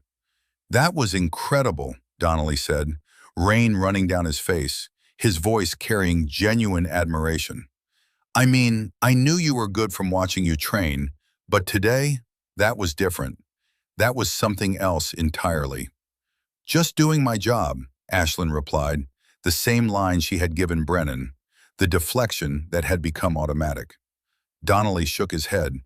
"No, it was more than that. That 1150 shot, Brennan said you called the wind pattern when his instruments were showing chaos. How did you know?" Ashlyn considered the question, remembering her father's lessons in the hills behind their house, learning to read nature's rhythms before she could read books, before she understood that what came naturally to her was exceptional to others. Experience, she said finally. Lots of practice. My father started teaching me wind reading when I was 6 years old. By the time I was 12, I could predict patterns that instruments missed. Your father, Donnelly said, understanding dawning. He taught you all this. Ashlyn nodded. From the time I was 6 until he deployed for the last time. Every weekend, every summer, every spare moment. He said if I was going to do this, I needed to be better than good. I needed to be undeniable. Well, Donnelly said, you're definitely that now. They stood in the rain for a moment longer before Donnelly spoke again, his voice dropping to something more private. Wolf's struggling with this. Seeing you succeed, I mean. It's not about you being a woman or Cade's daughter anymore. It's about his whole worldview getting challenged. Give him time. Ashlyn looked toward the operations center where lights still burned. I don't need his approval. I just need to do my job. Fair enough, Donnelly said, but for what it's worth, you changed some minds today. Mine included. I thought I knew what elite shooting looked like. You showed me I didn't. After Donnelly left, Ashlyn continued to her quarters, stripped off her wet uniform, and sat on her bunk in the quiet that followed accomplishment. The adrenaline from the exercise was fading, leaving behind the familiar, hollow feeling that followed vindication, the strange emptiness that came from finally proving what you had always known was true. She had demonstrated capabilities that couldn't be dismissed, silenced the doubters with performance that exceeded objective standards. But she knew from experience that one exceptional day, however well documented, wouldn't erase weeks of skepticism and dismissal overnight. Trust built slowly in teams like this, and she had just taken the first real step. The question was whether Wolf and the others would let that step lead somewhere, or whether they would find new reasons to maintain their distance, new justifications for keeping her at arm's length. Tomorrow would bring the traditional post-exercise debrief, the session where teams analyze their performance with the honesty that came from mutual respect. Ashlyn had almost decided not to attend, to avoid the awkwardness of sitting with people who still weren't certain they wanted her there. But Brennan had specifically asked her to come, and something in his voice suggested that tomorrow might be different, that the numbers from today's exercise had created space for something new to grow. She pulled out her father's journal and opened it to one of his technical entries, reading words about wind patterns and patience, words that felt like conversation, like his voice speaking across the years that separated them. Tomorrow, she thought, she would start casting her own shadow in earnest. Tomorrow, she would begin the work of transforming individual excellence into collective elevation, of proving that her value extended beyond personal capability into something that could lift an entire team. Tomorrow. But tonight, she allowed herself a moment of satisfaction, a brief acknowledgement that she had done what seemed impossible. She had made the shots that mattered, under conditions that should have prevented success, watched by people who wanted to see her fail. And she had made it look easy. Outside, the rain continued to fall, washing the range clean, erasing the evidence of the day's work. But the numbers remained, recorded and verified, and impossible to deny. 92%, 1,150 meters, conditions calculated at 7% probability. The numbers told a story that words couldn't change, and tomorrow, that story would continue. The morning after the exercise brought a clarity to the California air that seemed almost symbolic. The storm had passed, leaving behind skies so blue they hurt to look at, and a coolness that made breathing feel like drinking fresh water. Ashlyn woke at her usual time, ran her usual miles, maintained her usual routine because disruption was the enemy of excellence, and excellence was the only currency that mattered here. The team common area filled slowly as sailors drifted in for the traditional post-exercise debrief. These sessions were usually relaxed affairs, operators sharing stories and critiquing their own performance with the honesty that came from mutual respect and shared experience. Ashlyn hesitated outside the door, listening to the voices within, trying to gauge whether her presence would be welcomed or merely tolerated. Brennan Cole appeared beside her, materializing from wherever chiefs materialize from when they were needed. "You planning to stand out here all morning?" he asked, his voice carrying dry amusement. "Considering it," Ashlyn admitted. "Don't," Brennan said. "They need to see you as part of the team, not someone who hides from uncomfortable conversations." He pulled the door open and gestured for her to enter first. The conversation didn't stop entirely when she walked in, but it shifted, voices dropping to lower registers as eyes tracked her movement across the room. Hartley glanced at her and nodded, the gesture small but genuine. Donnelly actually made space at one of the tables, sliding his chair over to create room. Wolf sat in his usual corner, nursing coffee that had probably gone cold an hour ago, reviewing notes with the focused attention of someone avoiding eye contact. But when Brennan called the room to attention, Wolf stood with the others, his military bearing reasserting itself over personal discomfort. "All right," Brennan said, his voice carrying the easy authority of someone who had earned respect through decades of competence. "Let's talk about yesterday. What worked, what didn't, what we need to improve." The debrief proceeded normally at first, each element discussing their performance with the brutal honesty that separated professional units from merely adequate ones. The assault team had executed well with only minor timing issues on the approach to Objective Bravo. Communications had been solid throughout, no missed calls or garbled transmissions. Support coordination had been seamless, everyone where they needed to be when they needed to be there. Then Brennan turned to Ashlyn, and the room's attention focused like a lens catching sunlight. "Corporal Cade," he said, his tone suggesting this was routine, but his eyes conveying something more. "Talk us through your process. How did you maintain that hit rate in those conditions?" Ashlyn stood, feeling every eye in the room on her like physical weight. She had never been comfortable with public speaking, had always preferred to let her rifle do the talking. But technical discussion was different.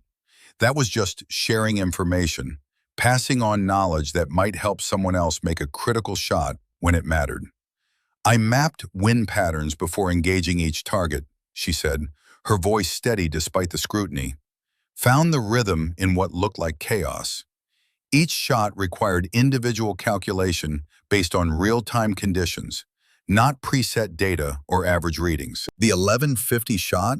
Hartley asked, and there was genuine curiosity in his voice now, the mockery from previous weeks absent.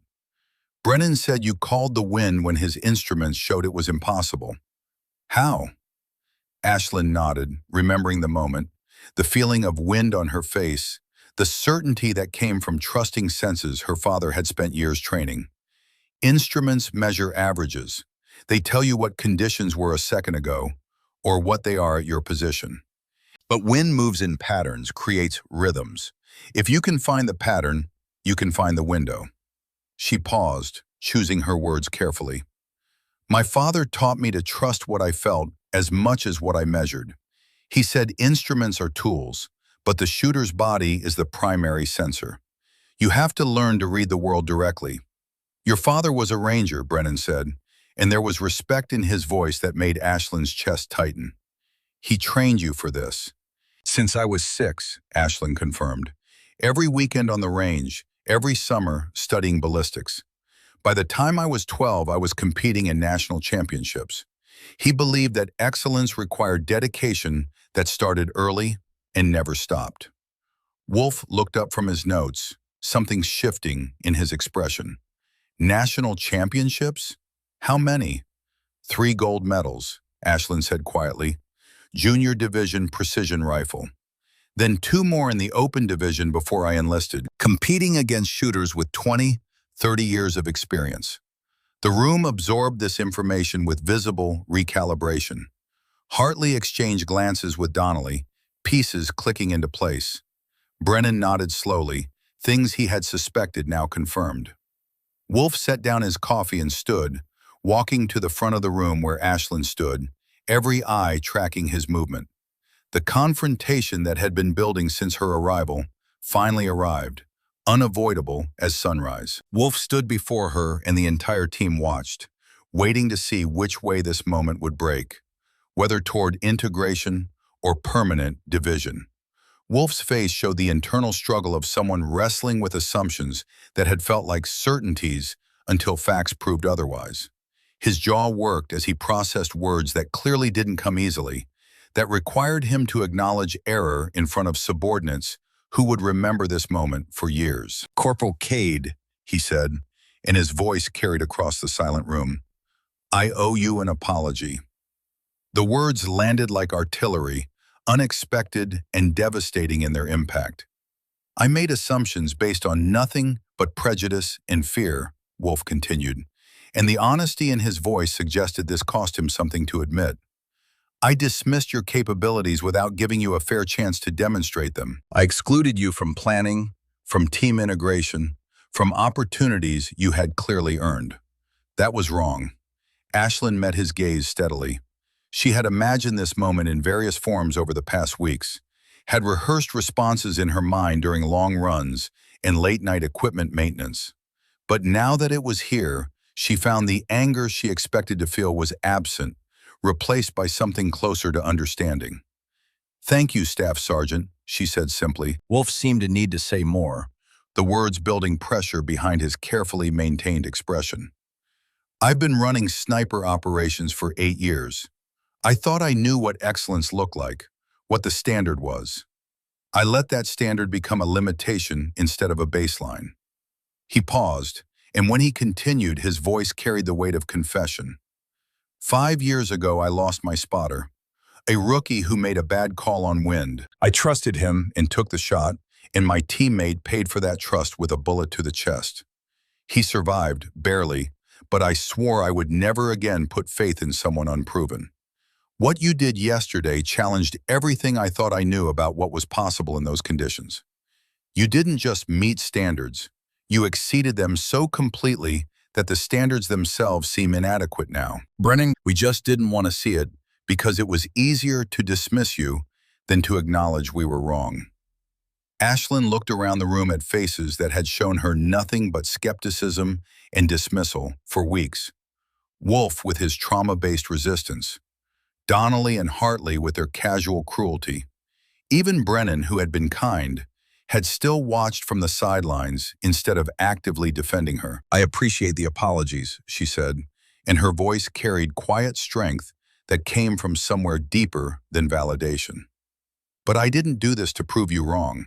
I did it because this team needed someone who could make those shots, and I knew I could make them.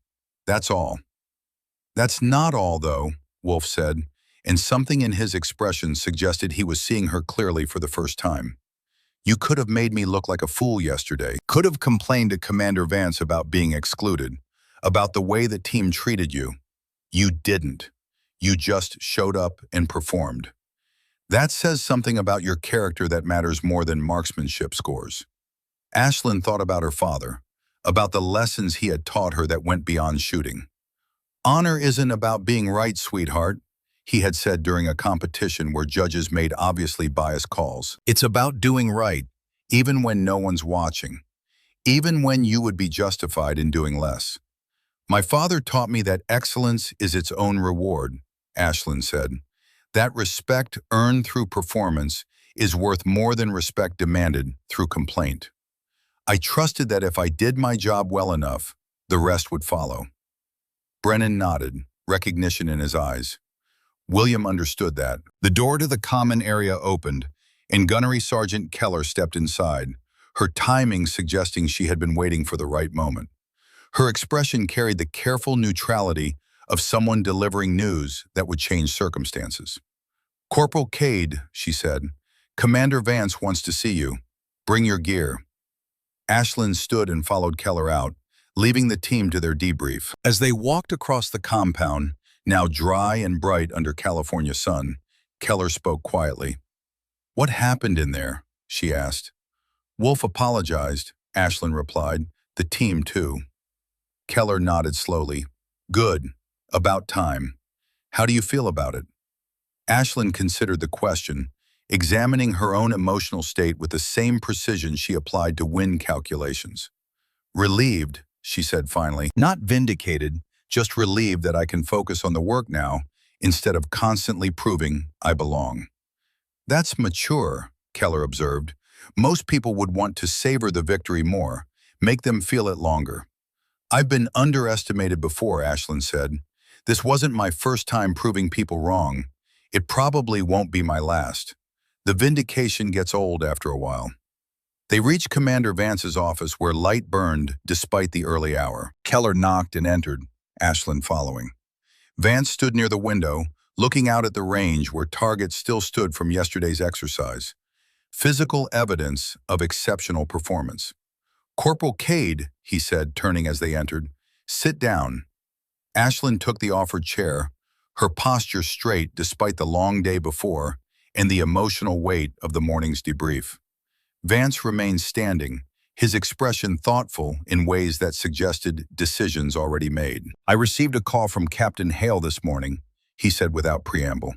She's recommending you for immediate advancement to instructor qualification. She also mentioned that Pacific Fleet is forming a specialized maritime unit. High-level operations, strategic targets, the kind of work that doesn't make the news or get discussed outside classified briefings.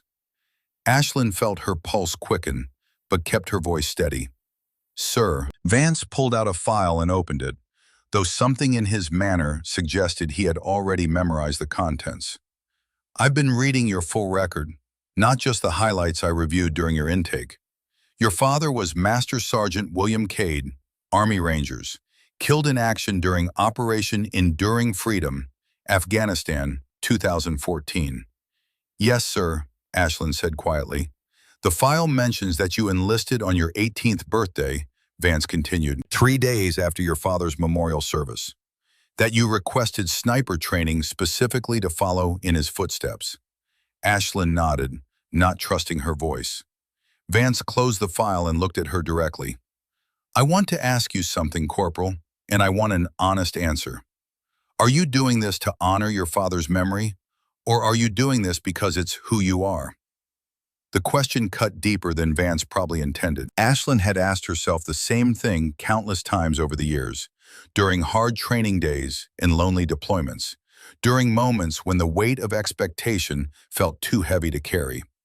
She had thought initially she was doing it for her father, to complete the legacy he had started teaching her. But somewhere along the way, it had become something else, had transformed from tribute into calling, from memory into identity. Both, sir, she said finally. It started as honoring him, but somewhere in the process, the rifle, the calculations, the patience required, all of that became part of who I am. I don't know where his influence ends and my own nature begins anymore. Maybe they're the same thing. Vance nodded, seeming satisfied with that answer. The specialized unit I mentioned, they want to interview you next week. It's voluntary and there's no pressure from me, but I think you should consider it. Your skills are beyond what standard operations require. Ashlyn absorbed this information. A week ago, she had been excluded from training exercises, dismissed by her team, isolated and underestimated. Now she was being recommended for elite assignments, recognized by division leadership, offered opportunities that most operators spent careers working toward. I'd like to think about it, sir, she said. I just got here. The team is just starting to come together. Vance smiled slightly. The fact that you're concerned about team cohesion tells me you're the right person for it. But take your time. The opportunity will be there when you're ready. Before Ashlyn could respond, there was a sharp knock on the door. Vance called for entry and the door opened to reveal a man in civilian clothes, late 50s, weathered in ways that suggested hard years in hard places. His eyes carried the particular alertness of someone who had spent decades assuming danger in every shadow. Commander Vance, the man said, his voice carrying authority despite the lack of uniform. I'm looking for Corporal Ashlyn Cade. Vance's expression tightened fractionally. And you are? The man pulled credentials from his jacket. Captain Thomas Reeves, retired. I served with Master Sergeant William Cade. Multiple deployments, including his final tour in Afghanistan. Ashlyn stood without conscious decision, her body responding to her father's name, spoken by someone who had known him. You served with my father? Reeves turned his full attention to her, and something in his expression softened. I did. I was his team leader for the operation where he was killed. I've been trying to find you for 2 years. The room seemed to contract, air becoming thick and hard to breathe. Ashlyn had received the official notification of her father's death when she was 15, had attended the funeral with full military honors, had accepted the flag from solemn officers who spoke about sacrifice in service. But she had never spoken to anyone who was actually there, who had witnessed his final moments. Why? She managed to ask. Reeves glanced at Vance, some unspoken communication passing between them. Commander, would it be possible to speak with Corporal Cade privately? Vance considered, then nodded. Use the conference room. Take your time. The conference room was small and sparse. A table and chairs and nothing else, designed for function rather than comfort. Reeves waited until Ashlyn sat before taking his own seat across from her. He pulled a worn folder from his jacket, the kind of personal file that had clearly traveled with him for years. Your father was the best shooter I ever worked with, Reeves began without preamble. Patient, precise, absolutely reliable under pressure. On his last operation, we were tasked with securing a compound in the Kunar province. Intelligence said it was a Taliban logistics hub. He paused, choosing words carefully. The intelligence was wrong. The compound was a meeting site for local elders trying to negotiate peace. We realized the error as we approached, called off the assault. But one of our elements had already engaged, thinking they were under fire. Chaos erupted. Ashlyn listened without moving, barely breathing, afraid that any interruption would stop the flow of information she had waited 11 years to hear. Your father was on overwatch, Reeves continued. He had eyes on the whole situation. He made a shot, 1,450 meters in high wind, that took out a Taliban fighter who had infiltrated the meeting and was about to detonate a suicide vest. Saved 32 people, including the elders and our assault team. Pride swelled in Ashlyn's chest, fierce and painful.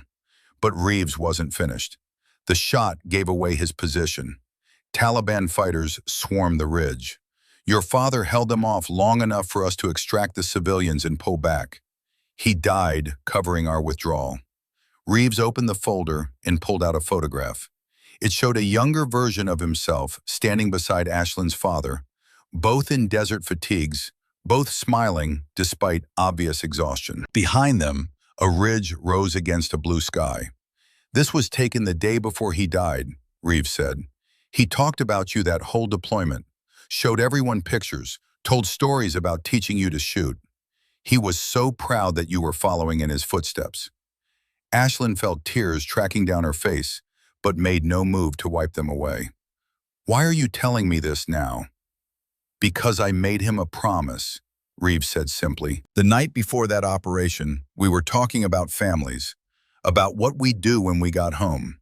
He made me promise that if anything happened to him, I would find you and tell you 3 things. He pulled out a worn piece of paper, clearly carried and read many times over the years. First, he said that you were ready, that he had trained you as well as any shooter could be trained, and you should trust that preparation. Second, that he was proud of you, not for following him, but for being excellent in your own right. And third, Reeves said, his voice dropping slightly, that the record he set, 1,450 meters in 1994, was actually 1,500 meters. The official documents were wrong, rounded down because division thought the actual distance was unverifiable. Ashlyn's breath caught. 1,500. Reeves nodded. I was there when he made it. I did the ranging myself. 1,500 meters exactly. He never corrected the official record because he didn't care about recognition. But he wanted you to know the truth. He said someday you might break it, and he wanted you to know what you were really chasing. The weight of that revelation settled over Ashlyn like a physical thing. The record she had heard about her entire life, the standards she had been measuring herself against, was actually 50 meters farther than anyone knew. Her father had been even more exceptional than the legends suggested. "Why did it take you years to find me?" Ashlyn asked. Reeves looked down at his hands. "I left the service after that deployment. PTSD, survivor's guilt, the usual demons. Spent years getting my head straight before I could face keeping my promise. Then I had to track you down. The military doesn't make it easy to find people who don't want to be found." "I wasn't hiding," Ashlyn said. "No," Reeves agreed, "but you were moving. Different assignments, different bases. I finally found you through the competition circuit, saw your name winning championships. I've been following your career since then, waiting for the right time. Why now?" "Because Captain Hale contacted me last week," Reeves said. "She told me William Cade's daughter had just broken the base record with a shot at 1,500 meters. She said you deserved to know the truth about what you were matching." Ashlyn sat back in her chair, processing layers of revelation. Her father's final shot had been the same distance as hers. The record she had just set wasn't breaking his achievement, but matching it 11 years later, carrying forward a capability that had died with him on an Afghan ridge. "There's one more thing," Reeves said, pulling out a final document from his folder. "This is a letter your father wrote the night before he died. He asked me to hold it and give it to you if you ever became a military sniper." He slid the envelope across the table. It was worn from years of carrying, her name written in her father's precise handwriting. "I'll leave you alone to read it," Reeves said, standing. "When you're done, I'll be outside. Take your time." After he left, Ashlyn sat staring at the envelope for a long moment. Her father's final words, written hours before the operation that would kill him. She opened it with trembling fingers and unfolded pages that had been waiting 11 years to deliver their message. "My dearest Ashlyn, if you're reading this, I'm gone, and you've become the shooter I always knew you would be. I'm writing this the night before an operation that intelligence says will be routine, but my instincts say otherwise. Just in case, I wanted to leave you with some final thoughts.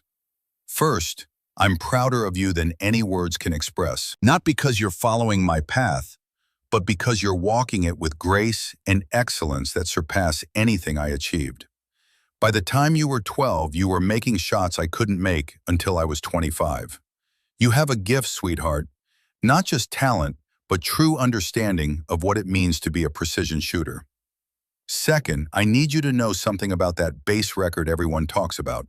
The official number is 1,450 meters, but the actual shot was 1,500. I never corrected it because numbers don't matter as much as capability. But you should know the truth, because someday you'll surpass it, and I want you to know exactly what you're surpassing. Third, and most important, stop chasing my shadow. I trained you to cast your own. The world doesn't need another William Cade. It needs the first Ashlyn Cade. Whatever you accomplish, do it for yourself, not for my memory.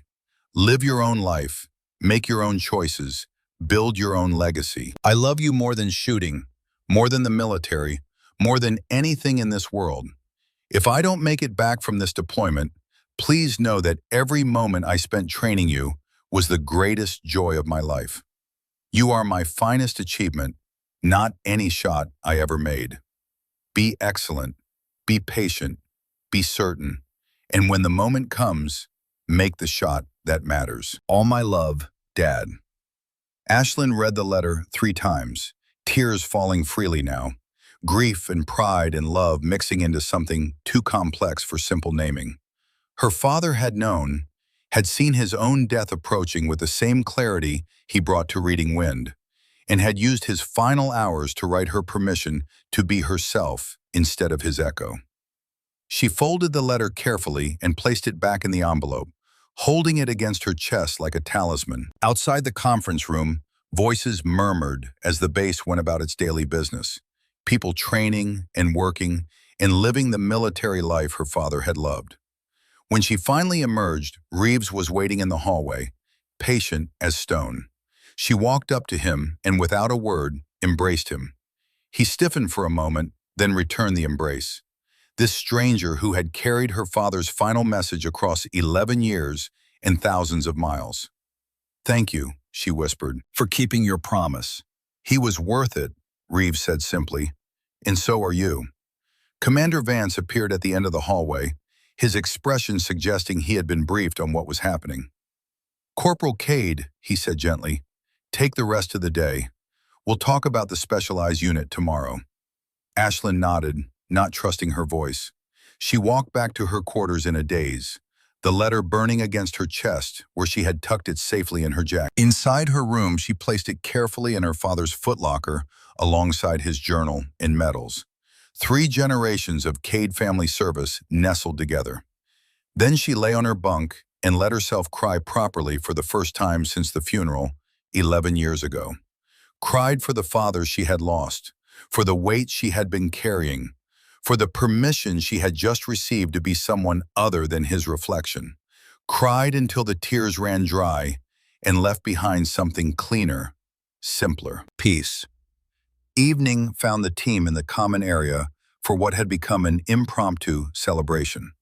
Word had spread about the high readiness rating, about Captain Hale's recommendation, about the specialized unit offer.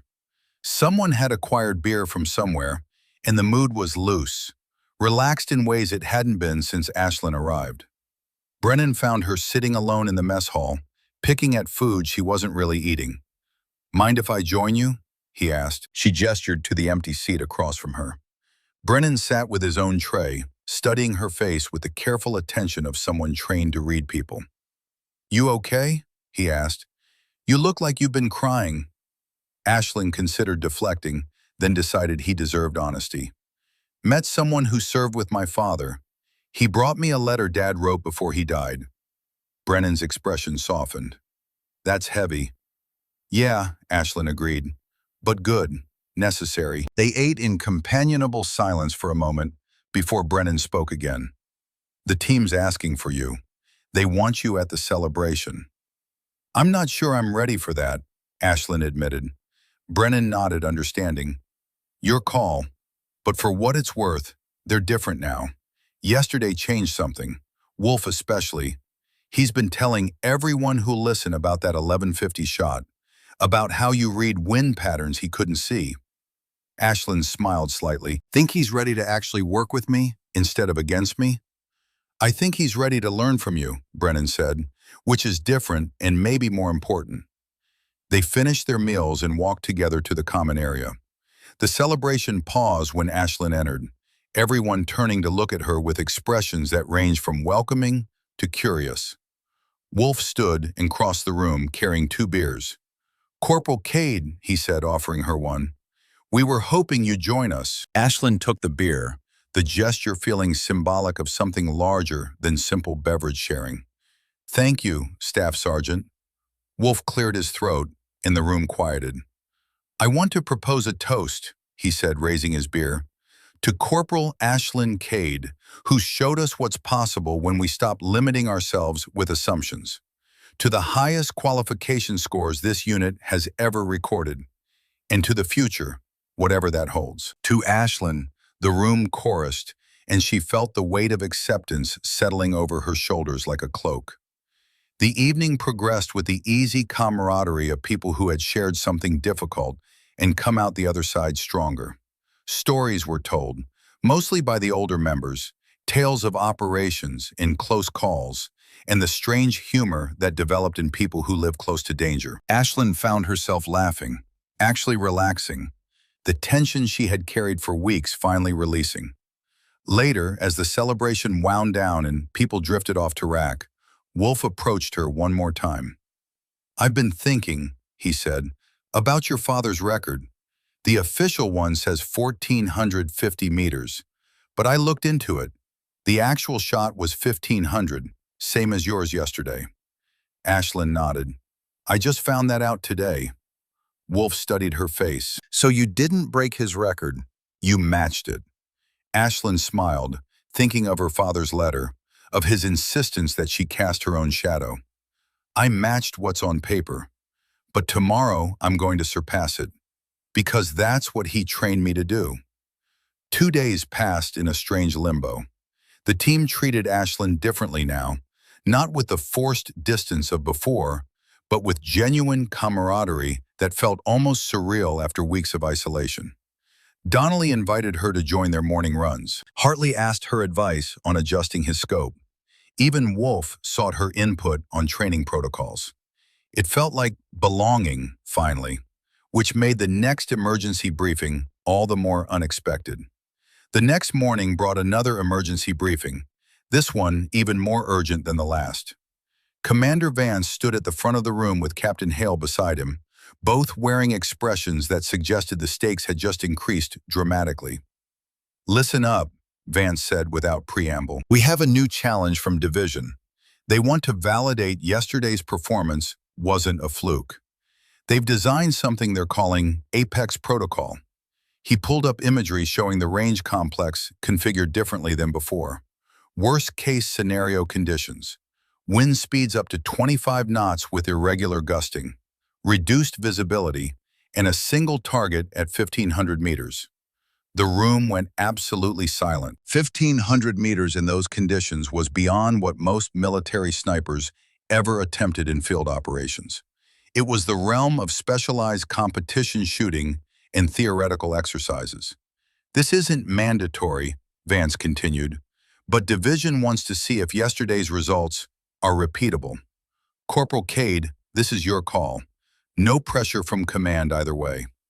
Ashlyn stood, her heart beating steady despite the magnitude of what was being asked. "When, sir?" "Tomorrow morning, 0600, Vance said. "Same position you used yesterday. Division observers will be present with full technical analysis equipment."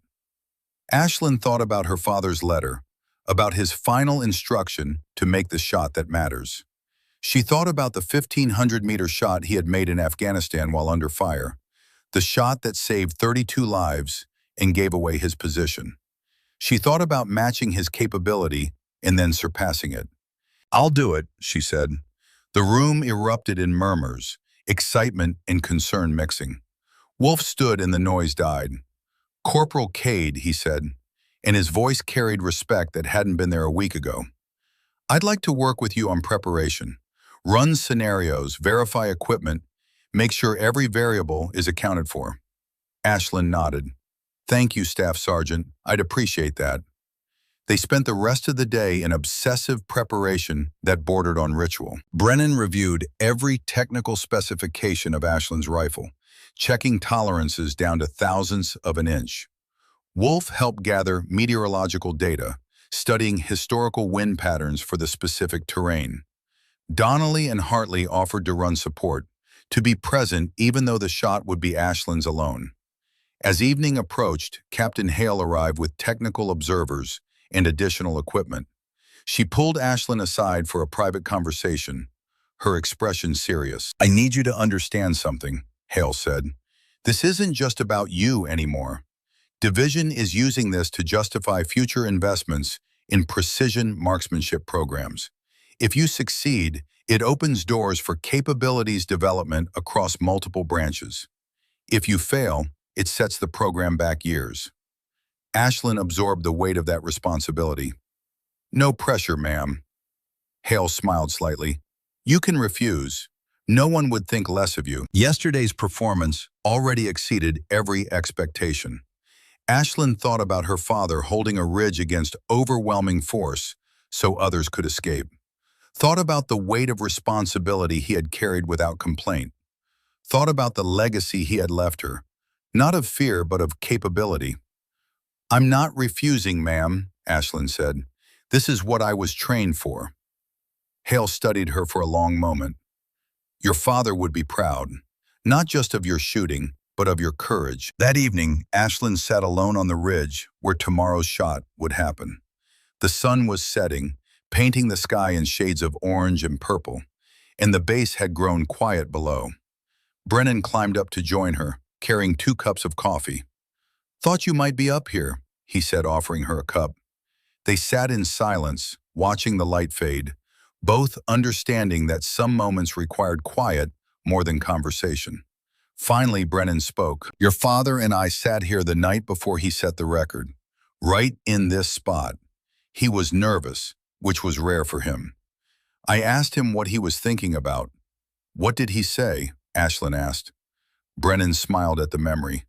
He said he was thinking about his daughter, about how someday she'd be sitting where he was sitting, about to make an impossible shot. He said he hoped he'd done enough to prepare you. Ashlyn felt tears threatening again, but held them back. Did he know that I'd actually do this? Brennan nodded. He knew.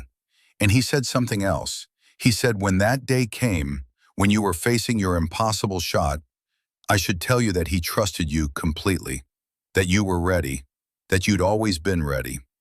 They finished their coffee as full darkness fell, stars emerging one by one until the sky was full of light. Tomorrow would bring the shot that would define her career, that would prove whether her father's faith had been justified. But tonight, she had permission to simply be still, to exist in the quiet space between preparation and execution. I'm ready, she whispered to the darkness, to her father's memory, to herself. And in the morning, she would prove it. The dawn broke cold and clear, the kind of California morning that felt like a gift from a generous universe. Ashlyn had been awake since 3, unable to sleep, running through calculations and scenarios in her mind. She ran her miles, cleaned her rifle one final time, and arrived at the ridge 30 minutes early. The operations center below was already alive with activity. Division observers set up their equipment, technical analysis stations that would measure every aspect of the shot.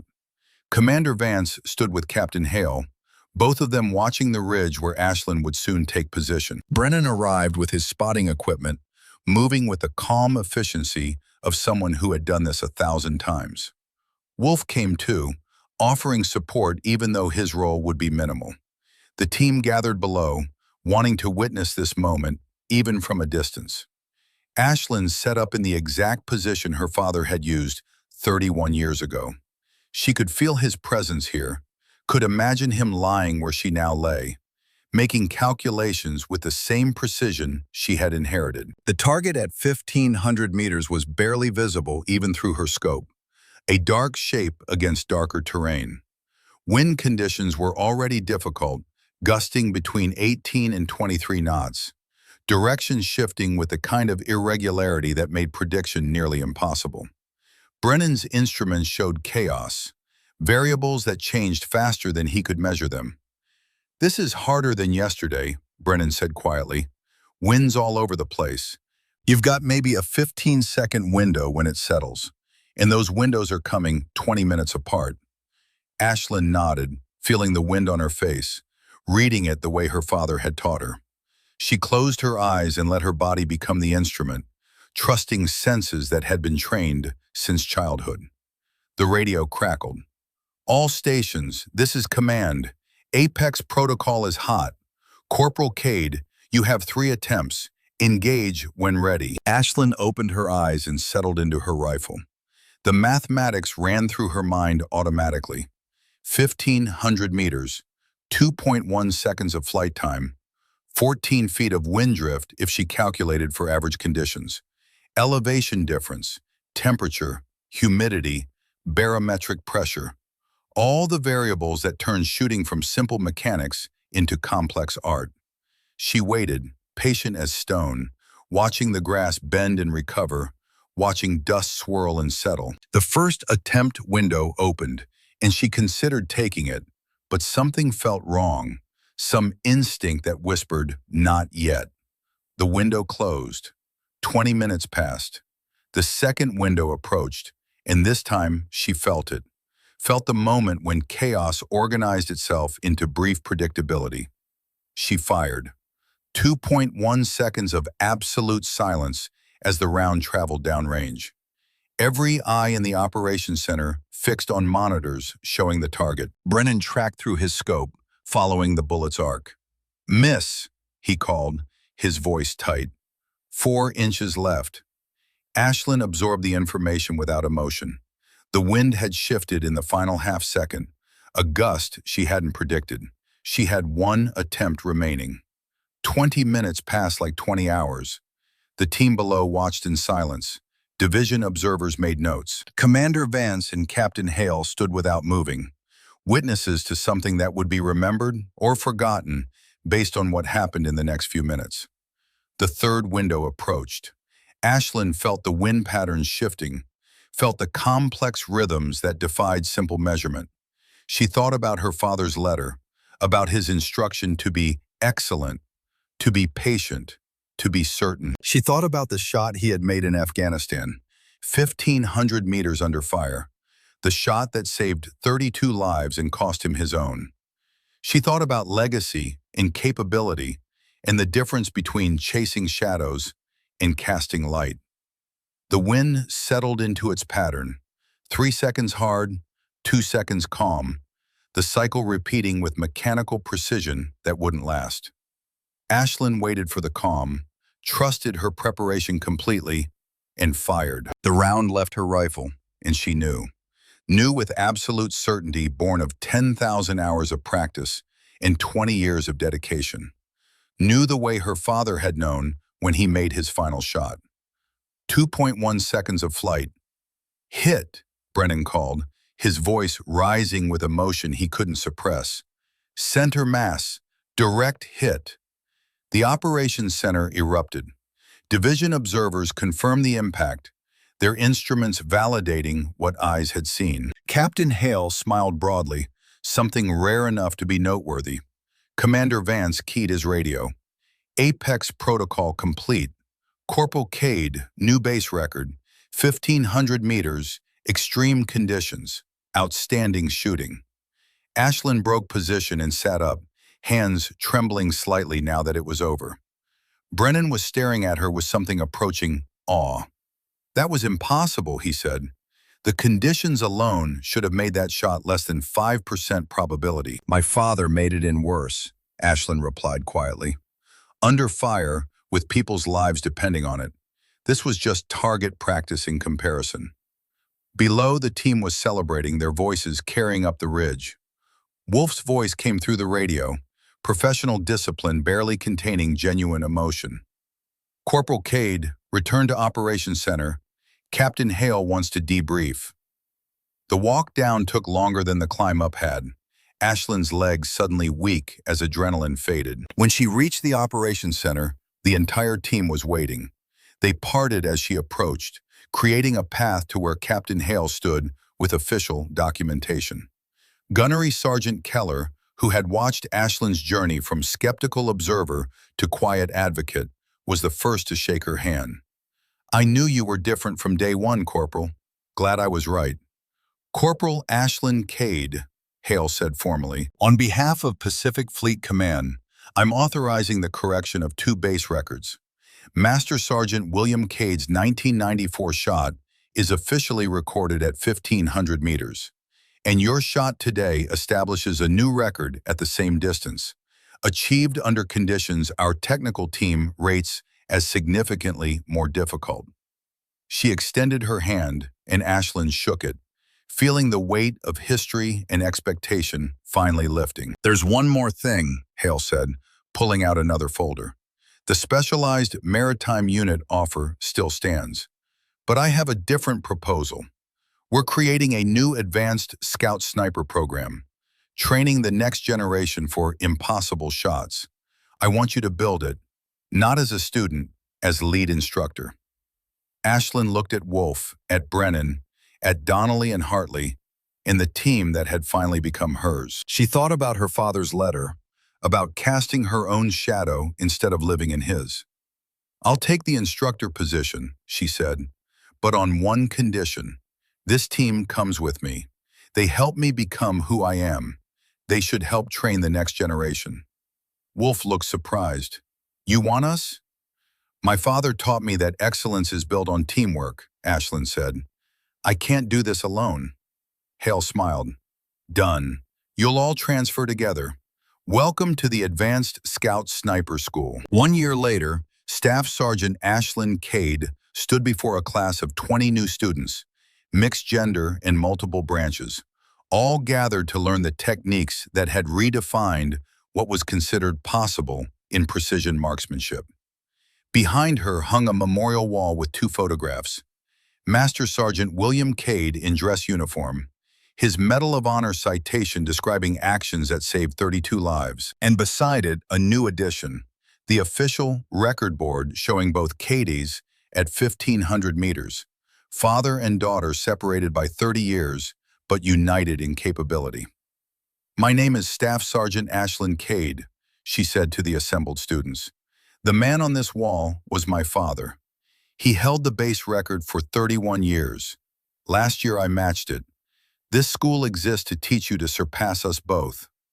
A young student, female and nervous, raised her hand. "Ma'am, what's the secret? How do we learn to make impossible shots?" Ashlyn smiled, thinking of her father's voice, of Brennan's patience, of Wolf's hard-won respect. "There's no secret, just preparation, patience, and the certainty that when the moment comes, you'll be ready. My father taught me that. Now I'm teaching you." She led them to the range where Brennan waited at the spotting scopes and Wolf supervised equipment. Gunnery Sergeant Keller had transferred with them, running administrative operations with the same sharp efficiency she brought to everything. The morning stretched ahead, full of possibility and potential, the beginning of something that would extend her father's legacy far beyond what any single shot could accomplish. And as she watched her students settle into shooting positions, learning to read wind and calculate drift, Ashlyn understood finally what her father had meant. This was casting her own shadow. This was making the shot that mattered most. 3 months into the first class, Commander Vance arrived for an inspection.